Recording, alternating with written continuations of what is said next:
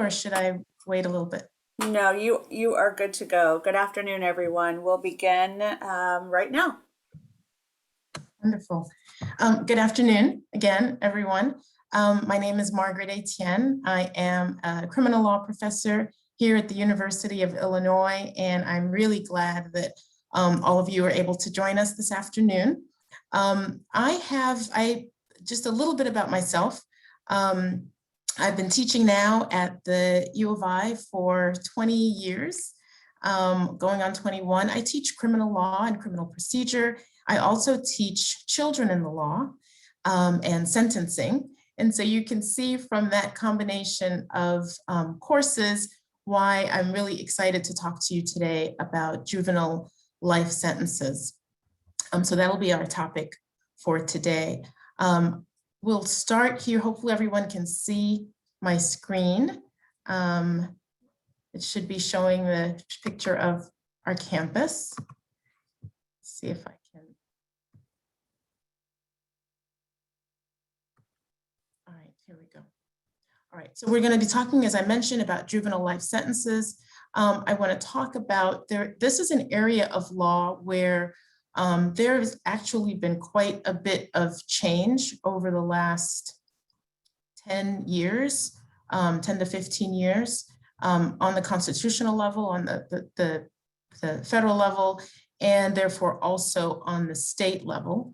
I'm going to start off talking about the constitutional claims and issues, and then move us into thinking about what states are doing in response to that, and particularly focusing a little bit on Illinois and what we have been seeing happening in terms of juvenile life sentences in Illinois.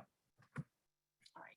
So before I begin with the constitutional piece, I want to at least mention up front that there are two big principles that underlie this area of law, this area of jurisprudence. One is a constitutional issue. You're not going to be surprised to know that we're talking mostly about the Eighth Amendment here. And the second sort of underlying idea, concept, principle is an empirical one. So on the constitutional piece, this really has to do with the notion that, and I don't think this may be a surprise to some of you, but the concept of proportionality is central to the Eighth Amendment, is how Justice Kennedy sort of summarizes it in Graham versus Florida, one of the cases we'll be talking about. And many of you know that the Eighth Amendment prohibits cruel and unusual punishment. And so that's not a surprise. But for a very long time, there has been an ongoing dispute among certainly the Supreme Court justices, as well as others, about whether there's proportionality in the Eighth Amendment. That is to say, how do we decide whether or not a sentence is accurate, is proportionate, is fair? And well, first of all, does it exist? And if it does exist, how do we decide? And so a number of the justices, particularly on the right, I would say more conservative justices, Scalia, at that time, Thomas is probably the main carrier of that argument now, is that there's no proportionality principle in the Eighth Amendment other than death penalty cases, right? So the idea is death is different. You can take a life for taking a life, but other than that, there's really no good way for us to know whether a homicide deserves, a non-homicide case deserves life in prison or 20 years or 5 years. How do we decide that? And then you've got another group of justices who've argued, although the Eighth Amendment isn't clear necessarily in its language about proportionality, surely there must be proportionality in some way. And the common argument that's used in some of the cases about this is looking at, is the argument, well, would it be constitutional to give somebody a life sentence for a parking ticket, right? We all kind of think, well, that would be, disproportional and unconstitutional, some of the justices have said. And so even though we can't put a number on it, there must be some idea, some concept of proportionality in the Eighth Amendment. And so this has been an ongoing debate. And so finally in Graham versus Florida, we see that Justice Kennedy says, yeah, there is proportionality. It's central to the Eighth Amendment. It goes beyond death penalty cases. That's going to become important in a little while as we see. But that principle, which is still debated, we see this in more recent cases where, you know, Justice Thomas writes in concurrence or earlier in dissent, arguing against this concept. So it's still a ripe question, but currently the court is in favor of, or at least the majority of them argue that there is proportionality in the Eighth Amendment. So that's one of the main things that's led this big change that we're seeing in juvenile sentences. The second idea, the second principle that's underlying a lot of the changes that we're seeing is an empirical principle. It's not really a legal principle at all, but the courts have adopted and have essentially affirmed this idea. And it appears very clearly and succinctly here in a quote by Justice Kagan from Miller versus Alabama that I've highlighted here. And it's essentially this notion that adolescence is marked by transient rashness, proclivity for risk, and inability to assess consequences. Briefly, right, it's this idea that adolescence is different. It's a different stage of life, that there is some empirical evidence for this. The first cases that really started to look at this closely relied heavily on social science evidence, on brain, evidence about the development of the brain during adolescence.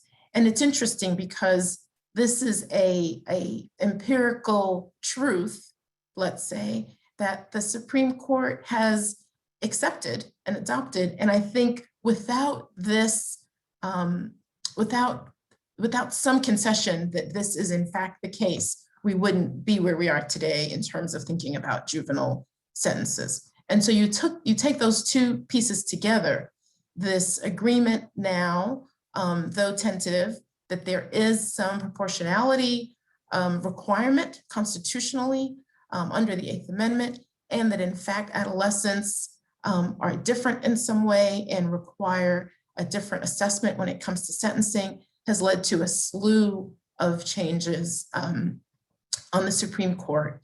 And so I'm going to start with that now and take you through some of those really these cases that underlie all of this, and then we'll get to the present. All right. So there's really 5 cases that we're going to be talking about. There are 4 precedent cases, and then the most recent one, Jones versus Mississippi, which was decided just earlier this year, which is really one of the reasons I wanted to do the CLE, because this is such a quick changing area of law. So starting with Roper versus Simmons in 2005 is where a lot of this began in terms of juveniles, but not in terms of looking at sentencing and proportionality. And then we've got Graham versus Florida 5 years later in 2010, Miller versus Alabama in 2012, Montgomery versus Louisiana in 2016, and then finally Jones versus Mississippi just this year. All right, so I want to start off with Roper and tell you a little bit about the thinking in Roper. So Roper versus Simmons, it's a 5-4 decision, as you can see here. And one of the things that you should know about Roper is it was a real departure in the ways that we were talking about. It relies heavily on Atkins versus Georgia, which itself was a significant departure from capital punishment jurisprudence. So in Roper, the facts really briefly here. So you've got Christopher Simmons. He was sentenced in 1993 when he was 17 years old. And after about 10 years of appeals, all denials, rejections of his appeals, his case was finally up for consideration by the Missouri Supreme Court, and they stayed that appeal because at the same time, the High Court, the US Supreme Court was deciding Atkins versus Georgia. So a quick recap on Atkins versus Georgia. In Atkins versus Georgia, that's the case where the court held that the execution of individuals who are mentally disabled was unconstitutional. And that's really, it was a very much a departure. Before then, most of the capital punishment cases were ruled on very different grounds, but we hadn't had sort of a category of individuals for whom the court had just said, this group of individuals can't be constitutionally executed because of their status. And so the Missouri court, recognized and Simmons argued that the court currently is considering a kind of categorical rejection of the death penalty, and juveniles should be also such a categorical rejection. And the court listened to that, at least stated, until Atkins was decided. Atkins came down in favor of the defendant in that case, with the court, as I mentioned, ruling that the imposition of death was unconstitutional because Atkins was mentally disabled, severely mentally disabled. So once that happened, Missouri reconsidered the Simmons case using the same reasoning in Atkins. And the Missouri court there decided by a 6-3 decision that the US Supreme Court's earlier decision that had essentially, when this issue came up before the Supreme Court before, that is to say, whether or not juveniles, people who committed crimes as juveniles, could be subject to the death penalty, the court had decided back in 1989 that that was okay, that was not unconstitutional in a case called Stanford versus Kentucky. And so what was interesting about Roper versus Simmons at the Supreme Court level, the Missouri Supreme Court level, is they essentially reversed or overruled the US Supreme Court's decision in Stanford, arguing that essentially now that we have Atkins versus Georgia, Stanford versus Kentucky now has to be reconsidered, and we reject that. And they argued, they found rather, that the idea of the juvenile death penalty was no longer favored by the American public. Part of capital punishment jurisprudence looks at, I should mention as an aside, evolving standards of decency. So things that may have been acceptable to the general public in terms of how to execute people or whether to execute people or under what conditions, the argument goes, may have been acceptable at the time of the founding, but we do change, the society does change, and that evolving standards of decency is a legitimate basis on which to reconsider the application of the death penalty. So the Missouri Supreme Court essentially said, look, since Stanford versus Kentucky and since Atkins versus Virginia, we have changed our view about whether it's okay as a society to execute juveniles. And they cited several states that had outlawed the death penalty for juveniles. 18 states had banned capital punishment for juveniles. And they relied on that and said, see, things are changing, things are moving. We think it's clear that that position is no longer acceptable to sort of the social, societal mores. And they ruled in favor of Roper. When that case went up to the US Supreme Court, the US Supreme Court affirmed the Missouri Supreme Court. So that's how we first got this decision that the juvenile death penalty was not applicable, was unconstitutional under the Eighth Amendment. Now I'll mention that Roper versus Simmons, when it was decided, impacted about 72 juveniles who were on death row at the time. So it's a really important case. The numbers may not sound that big, but there were 72 people who were on death row at the time who got new sentences or were eligible for new sentences as a result. Right, so following Roper, we have Graham versus Florida. So in Graham versus Florida, now this is a 6-3 decision. that held that juveniles could not be sentenced to life without parole in non-homicide cases. So a couple of things here that are important.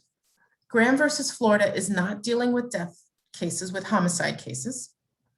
And part of the capital punishment jurisprudence, the sentencing jurisprudence in general, is that the most severe sentences ought to be reserved for the most severe crimes. What Roper did is it now said the most severe sentence available for juveniles is life without parole, right? We can't execute juveniles anymore. So Graham versus Florida tells us that now that life without parole is the most severe sentence that's eligible for juveniles, we can't be applying the most severe sentences to crimes that are not considered the most severe, that is to say, non-homicide cases. Graham versus Florida essentially relegates life without parole sentences only to homicide cases, right? It's another way of putting it, and saying that non-homicide cases need to be sentenced at a level that's less than that, essentially, perhaps life sentences or less than life sentences. So the court here found, again, that this violated the Eighth Amendment, and you can start to see where proportionality is really playing a role, right? So the court is saying that the sentence has to be proportionate to the crime. Highest possible sentence can only be dealt for the highest possible, the most severe kind of crime, which leaves a huge gap in terms of how do we determine all the rest of the non-homicide, right? All the other non-homicide cases, how do we determine what kinds of sentences those should get? So Graham versus Florida is decided, and you've got, instead of, the number of juveniles that's impacted is greater. So here you've got 123 juveniles who were impacted. More than half of those were from Florida. I'll add that. We tend to think of Texas as the sort of, state that executes the most people or has the most people on death row. But 77 out of the 123 juveniles that were serving life without parole sentences for non-homicide cases were in those states. So you're seeing the number of people who are impacted, the number of juveniles in particular who are impacted grow from that. All right. So this takes us to Miller versus Alabama. So here the Supreme Court decides 5-4 that the imposition of mandatory life without parole sentences for two 14-year-olds who were convicted of homicide was a violation of the Eighth Amendment, against prohibition against cruel and unusual punishment. So let's break this down a little bit. So here the court is not looking just at life without parole sentences, right? It's looking predominantly, it's looking strictly at mandatory life without parole sentences. So lots of state statutes require life without parole because now they can no longer require the death penalty for people convicted of homicide. And note also that Miller versus Alabama is not talking about what we saw in Graham versus Florida, this category of non-homicide cases. Miller versus Alabama is talking only about homicide cases, right? So we're back to looking at murder cases for the most part, and looking at what happens to juveniles who kill. And the court is saying, okay, we're not saying you can't do life without parole in any of those cases, but it can't be mandatory. And this stems as well from part of the capital punishment jurisprudence that tells us, and sentencing jurisprudence in general, quite frankly, that tells us individualized sentencing is required, right? That we like to see a court, a judge, think about this individual, think about their particular circumstance, make a decision about what is the appropriate sentence. That could be life, it could be life without parole, it could be something else, but we don't like to see mandatory sentences in general in this kind of way, right? And so we see that this is a longstanding jurisprudence, since Gregg versus Georgia, that is the determination that the death penalty was not unconstitutional. The courts following Gregg said, yeah, but we want to see individualized determinations for these kinds of things. So you see a whole, those of you who are familiar with sort of, death penalty work, we know that you've got to find aggravating circumstances before, death penalty can be imposed, but there's a weighing of aggravating and mitigating circumstances. But in every state, some requirement that an individualized determination be made before you can impose the death penalty, or for juveniles, life without parole, right? The most severe sentence that's available. So Miller versus Alabama, and again, note you're looking at two 14-year-olds, right? So we're getting what's happening here is we're trying, courts are looking much more deeply into a much wider range of cases. Once Miller is decided and the court says, you've got to have some kind of determination that life without parole is appropriate in homicide cases, and all of the people who had previously been serving mandatory life without, all the juveniles who'd been previously serving mandatory life without parole sentences, what we call LWOP, life without parole sentences, were now eligible to have those sentences reconsidered. Now, this is where the numbers get really big. So about 2,500 juveniles throughout the country in various states were serving such sentences. And so, what I should say, throughout the various states, plus the federal government, were serving such sentences. And so you had 28 states that were impacted by this, plus the feds. And they had to figure out what to do with all these people who were serving life without parole sentences. They had to answer the question of whether this rule in Miller versus Alabama was going to be applied retroactively to these 2,500 people, as opposed to just applying it going forward. And there became a large split among the states on this matter. About 14 states answered yes. These individuals did get new sentences or some sort of remedy, and 10 states answered no, who heard this question, decided that this was not going to be applied retroactively. This was only going to be applied going forward. And so this left obviously a huge state split with a lot of lives in the balance, and the Supreme Court stepped in, which is our next case, Montgomery versus Alabama, to decide that indeed the Miller ruling and the cases preceding it would be applied retroactively. So here we have a 6-3 decision where the Supreme Court takes Miller one step further by deciding that it must be applied retroactively because it articulates a substantive rule, not merely a procedural rule. Now, what complicates this is there's a lot of language in Miller saying this is merely a procedural rule. And I think probably it was much more palatable to either get the votes or for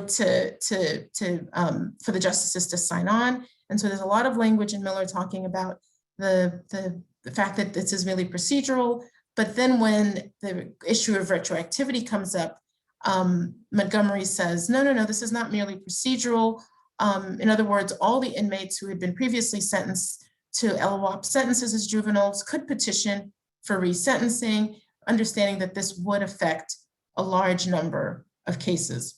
And as you might imagine, strong dissents opposing this, arguing that this is inconsistent, right? That Montgomery is inconsistent with the language in Miller, which it sort of is, and trying to decide what to do about it, right? So I think Justice Thomas in particular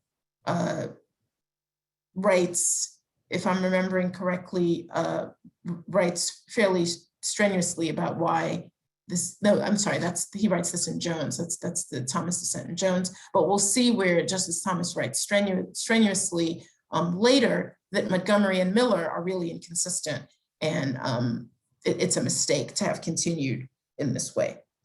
One of the things that comes out of Montgomery versus Louisiana, though, for our purposes, and when we think about remedies, is that Montgomery does say that states don't all, these 2,500 sentences or defendants, we don't have to re-sentence, take them all back, vacate all these sentences. Instead, one of the possible remedies that would be acceptable constitutionally would be to provide these individuals with parole hearings, right? So they could, have parole hearings and then have some opportunity to reduce their sentence from life without parole to something else, right? Or from life to something else. So it doesn't require resentencing. And in fact, that's what a number of states did. So this gets us very close to the present, right? So the question for us is, what does this mean? In Illinois and in a lot of other states, what we saw was that a lot of states either reversed their path and found that juvenile death sentences, juvenile life without parole sentences were not constitutional.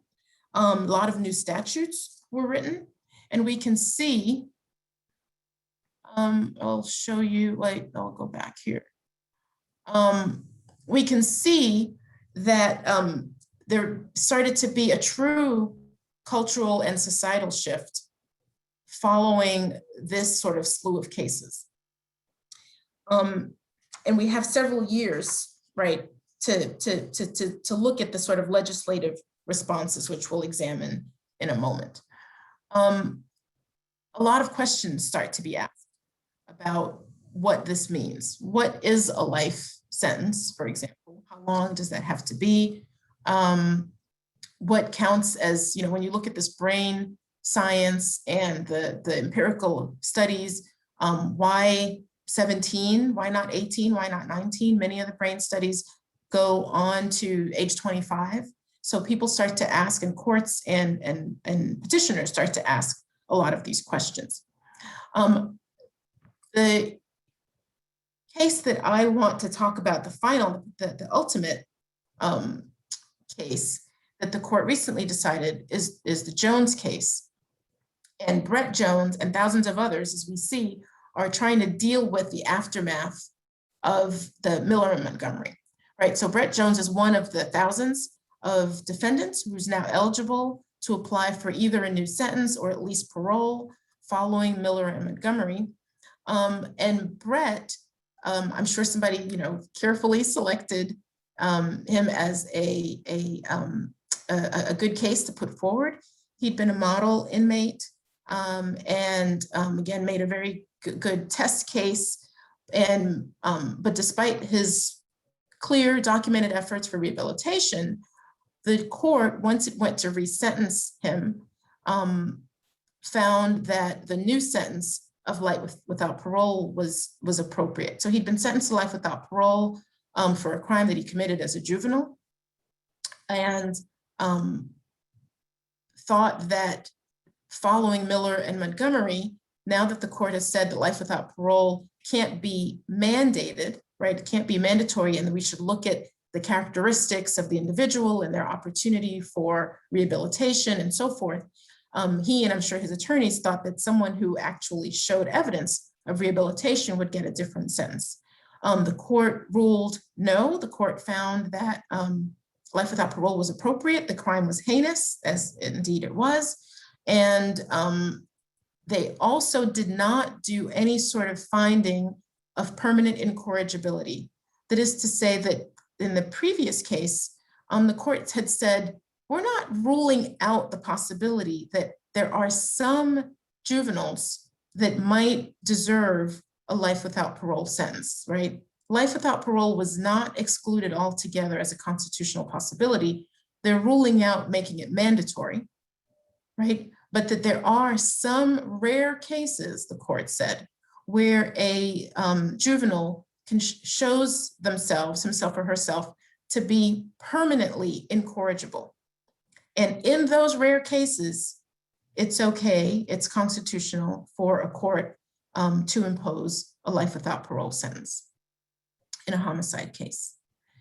But in Jones, the court doesn't make a finding of permanent incorrigibility, probably because it can't, right? When you have a defendant who shows up and who seems to have corrected some of their behavior, at least in the limited context in which they are, but they've done everything they can do to show rehabilitation, it would be very difficult to make a finding on the record that there is permanent incorrigibility. And so the court doesn't make a finding, leaves that out, doesn't make a finding that he's incorrigible or incorrigible. And this is appealed. Jones appeals this to the Supreme Court ultimately, and this is where we get Jones versus Mississippi. And so in a 6-3 decision, the court upholds the life without parole sentence that was imposed. He was 15 years old at the time of the homicide.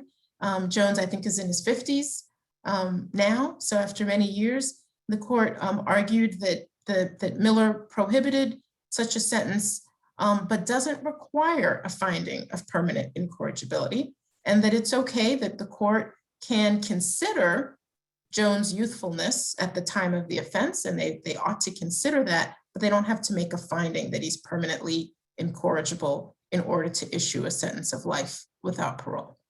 And so as you can see, this is a fairly big step backwards from the progression under which the court was taking. Some would say it's a step forward if you felt that the trajectory of the court earlier was inappropriate. But in any event, this goes in the opposite direction, right? So we can see that we've got a new court, right? So Justice Kavanaugh writes the opinion for the majority, with Justice Sotomayor writing the dissent. And you have in the past, these cases have been fairly closely decided.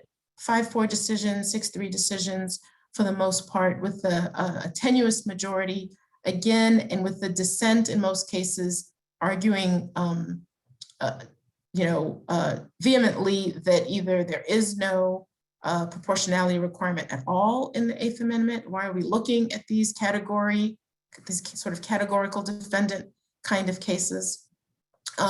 And so even though this may appear to be a big step in the opposite direction, a few things happen in Jones that are worth noting. The court doesn't say, right? So now for the first time, you've got those who were in the dissent are now in the majority on this particular issue of juvenile life and juvenile sentencing, 8th Amendment applicability to juvenile sentencing. But Justice Kavanaugh doesn't say there's no proportionality, which he could have, which would have made Justice Thomas very happy, because he writes a sort of, it's a concurrence in name only. It's more of a dissent to the rest of his majority allies. But the other justices don't join in and reverse Miller and the preceding cases. Not at all. They actually say, they accept Montgomery and Miller and all the other cases, but they make it very easy for a judge to continue imposing life without parole by saying no specific finding of incorrigibility has to be found. And not surprisingly, this is exactly Sotomayor's dissent, which she says, look, they don't technically overrule this, but what they've done is to make being a youthful offender not that different from an adult offender, other than the fact that they're not subject to the death penalty. But what this also does, let me check my time here, what this also does is it really opens things up for the states. So you can imagine, once you had Montgomery versus Louisiana, as we discussed, states were scrambling to figure out the questions that I mentioned. What is juvenile sentencing? What should it look like? What do we think is life without parole? What does that mean? What's a life sentence? Are there specific procedures that we have to put in place? And how retroactive is it, right? And these decisions were answered prior. And then you've got this time gap from Montgomery versus Louisiana to Jones versus Mississippi, where now there's more opening up of different possibilities. So let me talk a little bit about what I think that means, what's next, and talk in particular about the state of Illinois. What we see happening in Illinois in particular, a couple of things. Prior to Jones being decided, we have probably the most well-known case is the Buffer case, People versus Buffer, where the court makes a ruling, well, two things. The court essentially rules that juvenile life without parole sentences following, well, I'll mention this, following the earlier case of Reyes, means that the Illinois has to start looking at this in a different way.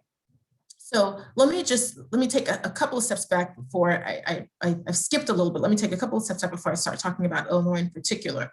So you see this step back in Jones, but one of the things that's happened is prior to Jones, this time gap between Miller in 2012 and then Jones now in 2021, a lot of states had already moved on, right? So many states had already gotten rid of their life without parole sentences for juvenile homicide. They've written new statutes. Many states found juvenile life without parole unconstitutional under state constitutions and state statutes. A number of states have banned life without parole sentences for juveniles, not just in non-homicide cases, but in all kinds of cases. So you've got 25 states, including some of the most conservative states, so that's ones we think of as being conservative when it comes to sentencing, like Texas, Kentucky, West Virginia, the Dakotas. But half of the states essentially don't have juvenile life without parole sentences in homicide or non-homicide cases. So there's already been this shift. And I mention this because it suggests that the power of Jones is limited. Jones can only do so much because the states have moved beyond this. So unless they reverse it again, right? Unless they rewrite their statutes once again. So some jurisdictions, in fact, have expanded the Miller logic to individuals beyond the age of 17, right? And so they're applying the same reasoning to 21-year-olds or 25-year-olds. DC is an example, Washington State is an example, basically under the same empirical data that was used initially. And a number of states have passed laws requiring parole consideration within 15 years. So regardless of what the sentencing statute says otherwise, whatever sentence one gets, juveniles are eligible to be considered for parole within 15 years, whatever sentence they might receive. So a number of states have done that. I want to take a quick look, and this is from the sentencingproject.org. You can find it there. It's a lot of great information about juvenile sentencing, but this is where we are right now. And not surprisingly, right, you can see this sort of gray, the sort of southeastern states are predominantly the states that allow juvenile life without parole sentences. Still, you wouldn't be surprised if obviously, if you think about the cases we've just talked about that have taken us here, we've got Mississippi, Louisiana, Missouri is an outlier, Alabama are the states from which these landmark cases are all coming from. So there's still a part of the country that's still holding very strong in terms of insisting on keeping the juvenile life without parole. But having said that, you see a number of states, the darkest colored states here, who have banned juvenile life without parole altogether, and they don't have anyone serving. You've got a number of other states who've banned it, but it's taking some time for those states for those individual cases to go through the pipeline. So there still are people serving some of those sentences, but this gives you a quick overview. All right, so I want to talk about some of the issues, the loopholes that are still being litigated in states, and that'll take us to talk about Illinois. So one question is, what is a life sentence, right? So a number of states have had to answer this question and have said that a term of years that exceeds a life expectancy, but it's not technically a life without parole sentence is still legal. So what do I mean by that? These cases we've been talking about through Jones really deal with mandated or specified life without parole sentences. But an individual who's sentenced, for example, to 100 years doesn't fall under these cases that we've been discussing, right? Because it's not that the court hasn't issued a life sentence or a life without parole sentence per se. They just given them a term of years, which, you know, if they're lucky, they live long enough, it won't be a life sentence, right? Would be the analogy, would be the argument. But technically, we would say it's a virtual life sentence. So some courts have started to look at that and have expanded that jurisprudence to sort of fill this big loophole, right? Because if a judge wants to sentence a juvenile to a very long life-like sentence, but not use the terms life without parole or life sentence, they can just sentence them to many, many years. So some states have said a de facto life sentence is also unconstitutional, and applying Miller. Illinois is one of those states. And then that requires you to think about, well, what is a life sentence? So is that 50 years? Is it 70 years? Is it 20 years? You know, what does that mean to have a life sentence? If a term of years could be a de facto life sentence, what does that look like? So case study People versus Buffer is the main case that I want to talk to you about. And this is an Illinois case, but it's symptomatic. It's similar to what a lot of other states are doing. So it's actually a good one to talk about. Dimitri versus Buffer got a 50-year sentence as a 16-year-old for a gang-related shooting death, a pretty horrible homicide, actually. But, you know, not unlike what juveniles do if you are surrounded by adolescents in your life or been one recently. You know, you give adolescents access to guns or drugs or peers or, you know, gangs. You know, not surprising that bad things happen. But in this particular case, Dimitri Buffer received a 50-year sentence for his wrongdoings. The Illinois Supreme Court found that this was a de facto life sentence, and that it indeed violated Buffer's constitutional rights under the Eighth Amendment, and the other rights delineated under the Roper-Graham-Miller line of cases that we've been talking about. And so in Illinois, prior to Buffer, the court decided People versus Reyes, and in People versus Reyes, the court found that 40 years was a de facto life sentence. Yeah, here I did put that in there. Okay, People versus Reyes, a 2016 case, and it found that sentencing a juvenile offender to a mandatory term of years that is essentially the functional equivalent of life without the possibility of parole is cruel and unusual, again, in violation of the Eighth Amendment. So why is 40 the magic number? According to the combination of Reyes and Buffer, and those are the two cases that are cited repeatedly. If you're doing this kind of work or you find yourself handling a case such as this, you probably want to start with those in Illinois. The court obviously needed a bright line rule. Could have been 35, could have been 50, but they picked 40 for a couple of reasons. They said that the lifespan of inmates is about 64 years old. If you are sentenced in your teens and you get a 40-year sentence, then you're probably going to be somewhere in that 60-year range, which seems like, you know, a life sentence. It's also true that empirically, there are a bunch of studies that courts have relied on that show that the earlier you go into custody, the shorter your life expectancy is. So a juvenile who gets sentenced to 40 years actually is more likely to die in prison than a 30-year-old who gets sentenced to 40 years. But there's some splits among Illinois courts about this, among some of the different districts about what exactly that means. There are other state rulings that courts have used. You can look to other states who are all trying to figure out what the right number should be. But right now in Illinois, that number is 40. Okay. So I want to discuss a little bit here what's going to happen in Illinois and what has been happening in Illinois. I want to make sure that we have some time for questions. Heather warned me I should leave at least 15 minutes. So I'm going to go fairly quickly through and just give you some examples of the kind of litigation that's been happening on this issue since Jones, right? So, and now Jones was just decided a couple of months ago. So, and even before Jones, actually, as defendants try to grapple with the Miller line of cases and what's left to litigate.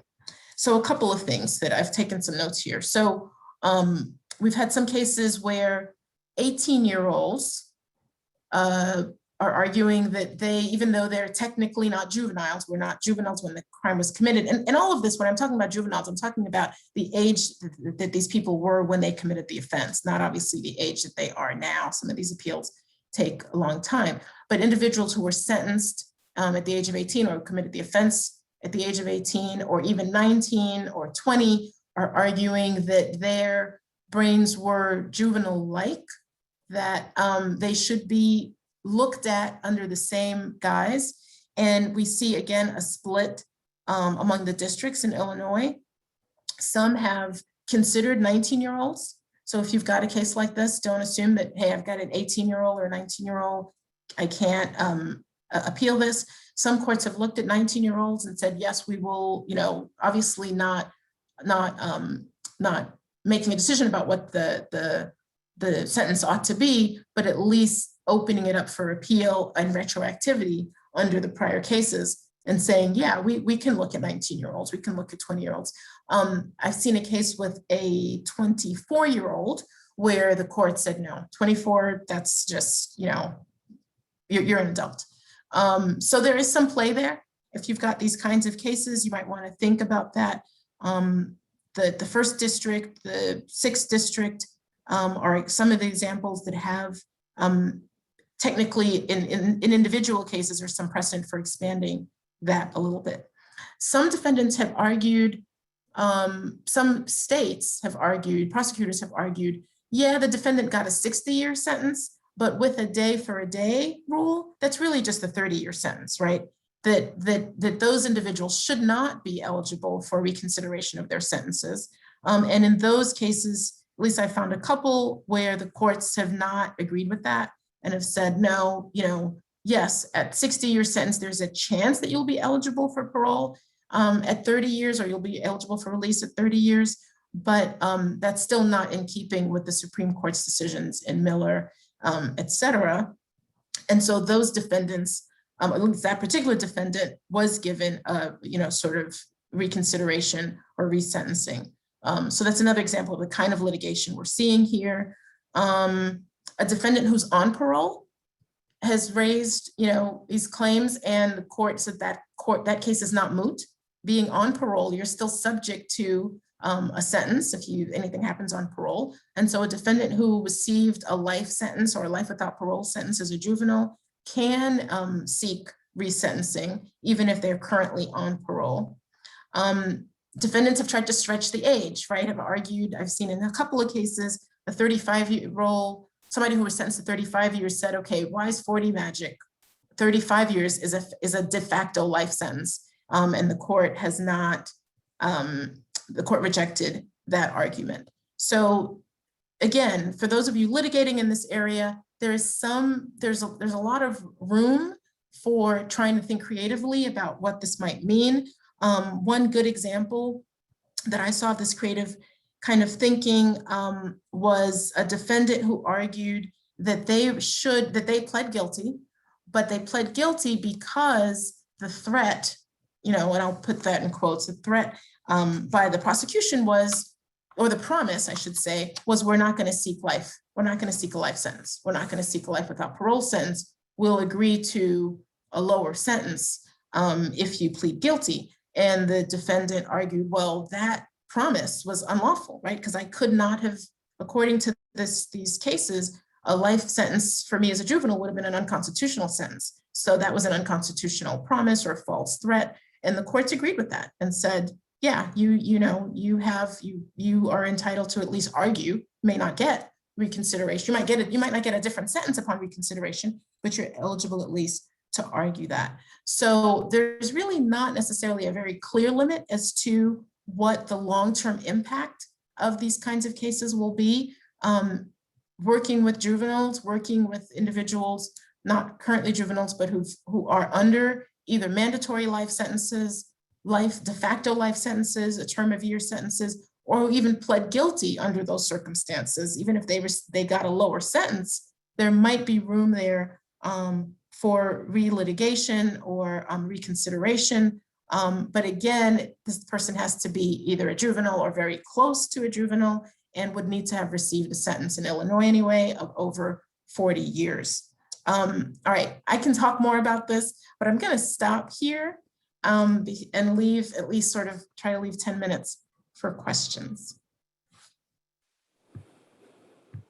Thank you, Margaret. At this point, there are no questions. If anyone has any questions, feel free to put those in the chat. I do know we had a couple of people ask if we would be sending out the slides, and I will do that this afternoon.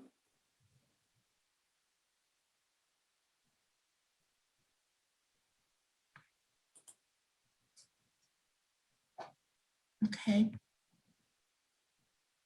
All right, I'll take a minute in case any new questions come up. And there's one.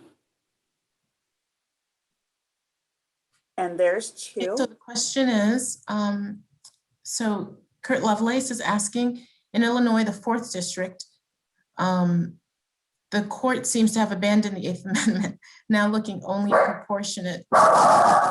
Sorry, my dog seems to want to answer this question. Hold on 1 second.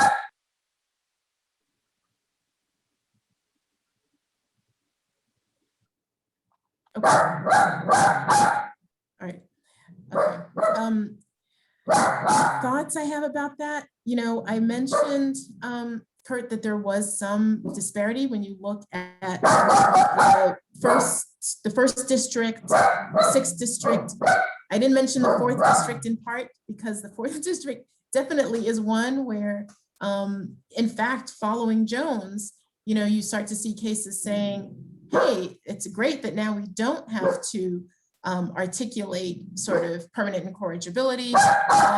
There's a lot of leeway here. You know, there doesn't seem to be much of a desire to focus on proportionality. I wish I had a better answer for you. I guess what I can say is I concur with your observation to a large degree, but it's very hard to, you know, there's a lot of precedent there. And what Jones has done essentially is allowed room to maneuver out of that precedent. But I'll say that there are a lot of states and state Supreme Courts that are not following, that are, you know, remaining true, I think, and probably will to that. There have been some cases in Illinois, even since Jones, where they recognize that Jones was decided, again, not 4th district, but they recognize that Jones was decided and say, but look, the Supreme Court has told us 40 years, it's de facto, proportionality matters. Our state Supreme Court has told us, and we're going to stick with that until the state Supreme Court says otherwise. So we're all going to be watching to see what happens in the Illinois Supreme Court and state Supreme Courts in general, because what Justice Kavanaugh has said in Jones is, you know, it's not required, but states are welcome to come up with all sorts of limitations if they want. And so some states will, obviously, and some states won't.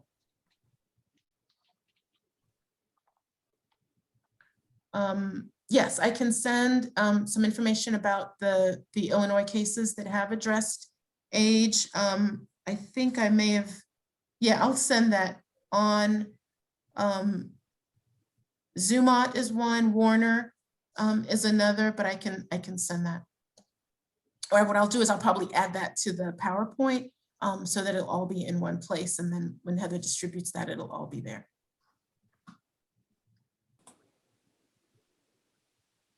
I think that is all of the questions. Here is one from Scott Zala. Are there any cases in this area before the next term of the US or Illinois Supreme Courts?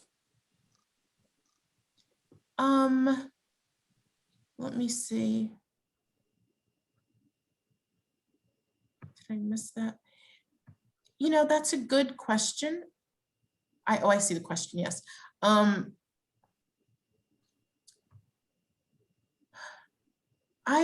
I think there is a Dorsey case that's coming up, but that's the only one I can think of offhand. I don't know of any US Supreme Court cases on this. And actually, I'm hoping that there aren't any, because I don't see it going in the direction that I would like to see it go in. But you know, but I'm not aware. Oh, but somebody here has written. So Justin Jenke, so I'm sorry if I've butchered your name. People versus House. He says is before the Illinois Supreme Court right now, and concerns an 18 plus year old who can argue that a de facto life sentence is unconstitutional as applied.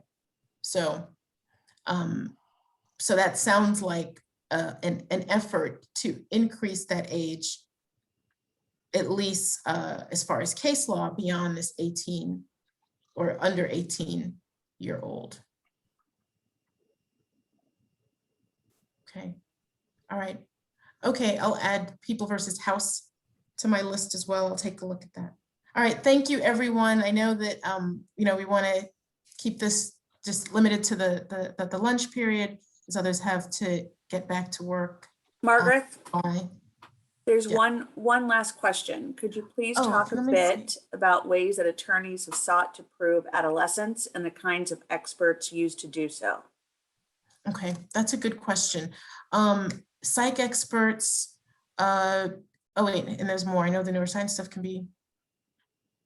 Yeah, I mean, I think it's very hard to do without without a expert, but and obviously that can be costly. But when I look at the case law, the kinds of things the courts do consider are other behaviors. I mean, it's hard because the more evidence you provide about how childlike and immature the adolescent is, right? You feel like you're adding nails to the coffin as well in terms of the court's assessment of this person and what the sentence should be. So attorneys who are trying to do this really are kind of caught between a rock and a hard place. So in addition to the expert evidence, teachers, counselors, anyone that's worked with the individual or knows the individual, grades in school, and then other, you know, the typical stuff that you would use in juvenile cases, looking at sort of background information, you know, childhood abuse, neglect, you know, parental situations, living situations, all of that sort of thing would go into place.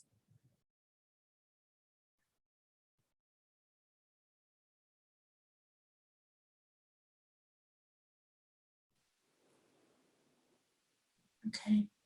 I think that's it. Thank you so much, Professor Etienne.